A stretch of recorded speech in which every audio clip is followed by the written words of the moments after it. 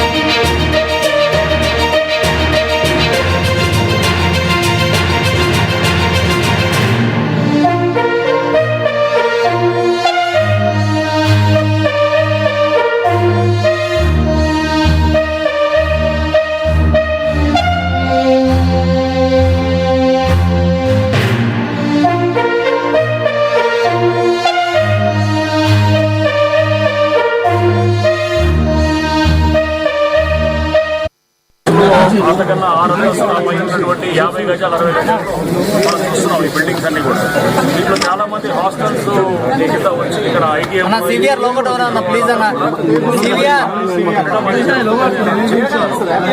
Hostels గా వాడుతున్నారు.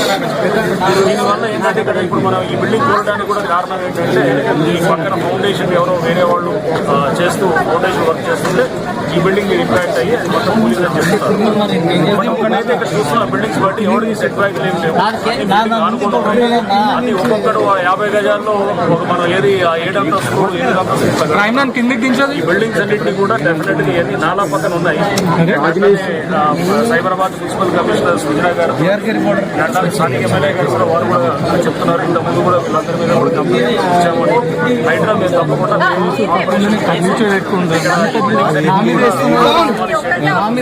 దాంట్లో బిల్డింగ్స్ ఉన్న వాళ్ళందరినీ కూడా రిక్వెస్ట్ చేస్తున్నాం.